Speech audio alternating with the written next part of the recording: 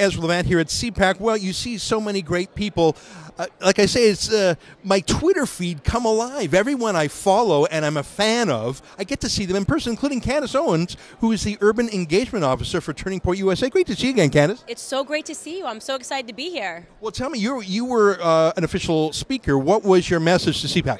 I was on a panel and we were talking about fake news, which was so fun. And everyone up there was talking about the pitfalls of fake news, but I'm largely optimistic about it. I think fake news is amazing, and it's the reason that the conservative movement is growing.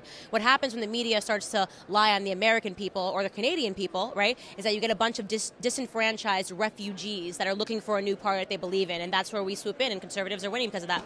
Well, fake news is a funny thing because what I regard as fake news, the mainstream media says, no, this is the story, and vice versa. Isn't fake news just sort of shorthand for, I don't like your opinion? Right, that's exactly what it's become. Charlie Kirk coined the phrase destination journalism. So they've already got the headlines written, and then they try to make the facts match the headlines that they're already trying to sell. It's just propaganda at this point.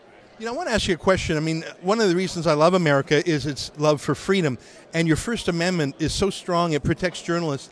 We don't have that in Canada.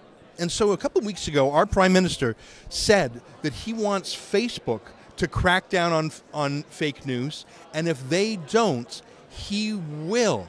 And I thought that would never fly in America. Are you worried, though, that Facebook on its own, and YouTube on its own, and Twitter on their own, will do things that really restrict our ability to have conversations amongst ourselves? Right. It's not even will do. They are actively doing that. They are picking who they're giving check marks to, and I don't know if you guys know how the check mark system works, but if you have a check mark, your ideas are put to the top of everybody's feed. It's like a validation. Exactly. When they check a hashtag. Official people. Yeah. Right. It goes up. So I have 140K followers on Twitter, no check mark. There are people that were in the Parkland shooting that are now advocating for democratic policies, and they were giving check marks immediately. So that's already going on. To wrap it up, I just want to apologize to the Canadian people for having Justin Trudeau. I don't know how you guys are dealing with that.